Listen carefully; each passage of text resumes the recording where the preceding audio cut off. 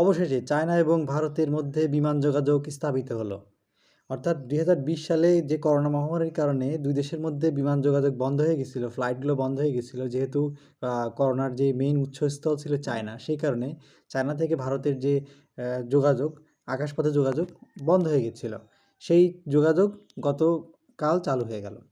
এর ফলশ্রুতিতে কয়েকটা পরিবর্তন ঘটবে। কয়েকটা পরিবর্তন কি? প্রথম পরিবর্তন ঘটবে, সাম্প্রতিককালে কিন্তু ভারত এই পদক্ষেপ নেওয়ার পিছনে আরও কিছু কারণ আছে। কারণটা কি ছিল? কারণ হচ্ছে ট্রাম্প সরকার ভারতের রাশিয়া থেকে তেল কেনার কারণে বেশ কিছু নিষেধাজ্ঞা দেন, এবং শুধু নিষেধাজ্ঞাই নাই, ভারতের উপরে 50% শুল্ক আরোপ করে। যে শুল্ক আরোপটা বন্ধু দেশের প্রতি এক ধরনের শত্রুতামূলক পদক্ষেপ ছিল। দ্বিতীয় নম্বর হচ্ছে, সে ইউরোপকে সুপারিশ করে যেন ভারতের উপর 100% ট্যারিফ আরোপ করা হয়।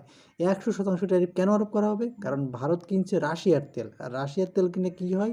রাশিয়ার তেল কিনলে ভারতের যে অল্প টাকায় তেল কিনতেছে, ফলশ্রুতিতে রাশিয়ার কিন্তু অর্থনীতিতে নিষেধাজ্ঞা দেওয়া সত্ত্বেও বেশ খানিকটা তা এগিয়ে যাচ্ছে ভারতের কাছে তেল বিক্রি করার কারণে।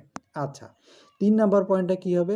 3 নম্বর পয়েন্ট হচ্ছে, ভারত ইতিমধ্যে চিন্তাভাবনা করছে স্বনির্ভর হওয়ার, অর্থাৎ এশিয়াতে তার নিজস্ব বলয় তৈরি করার জন্য ভারত চেষ্টা করতেছে। কিন্তু আমেরিকা চাচ্ছে কি? এতদিন আমেরিকা চাচ্ছিল যে ভারত তার হয়ে কাজ করবে এই এশিয়াতে, চায়নার শত্রু হিসেবে। কিন্তু যখন সে দেখছে ইন্ডিয়া নিজেই স্বনির্ভর হওয়ার চেষ্টা করছে, তখন সে ইন্ডিয়ার প্রতি এক ধরনের ক্ষোভবশত আলাদাভাবে সে নিজেই চাচ্ছে যে সে এশিয়াতে ইন্ডিয়ার মাধ্যম না হয়ে সে এশিয়াতে নিজের ঘাঁটি করার।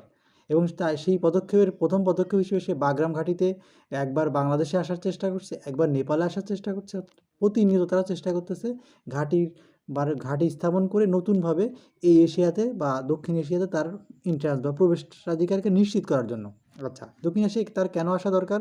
দক্ষিণ এশিয়া আসার দরকার এই কারণে, কারণ ভারত মহাসাগরে তার উপস্থিতি যদি না বৃদ্ধি করতে পারে, তাহলে এই ভারত মহাসাগরের তৈরি হতে পারে তার পতনের বীজ। পতনের বীজ মানে কি? অর্থাৎ 2050 সালের দিকে যে অনেকগুলো শুমারি বা অনেকগুলো অর্থনৈতিক সমীক্ষা হয়েছে, সেই অর্থনৈতিক সমীক্ষা মতে 2050 সালের দিকে পাকিস্তান তো একটি তলানিতে পড়া দেশ রয়েছে। পাকিস্তানের পাশের যে দুটি দেশ, অর্থাৎ অন্যতম হচ্ছে ভারত এবং দ্বিতীয় হচ্ছে চায়না, দুটো দেশই কিন্তু অর্থনৈতিক দেশ, শক্তিশালী দেশে রূপান্তরিত হবে। তো এই যে প্রথম এবং দ্বিতীয় শক্তিতে রূপান্তরিত হলে তাদেরকে ঠেকাতে হলে যে নিরাপত্তা চুক্তি বা যে ধরনের প্রেশারে রাখতে হয়, সেটার জন্য কি দরকার?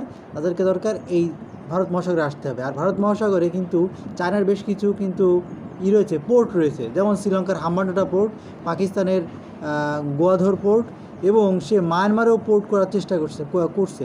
তো তাহলে এই যে পুরো এই রিজনটাতে কিন্তু চায়নার একটা বড় রকমের, চায়না এবং ভারতের আধিপত্য রয়েছে।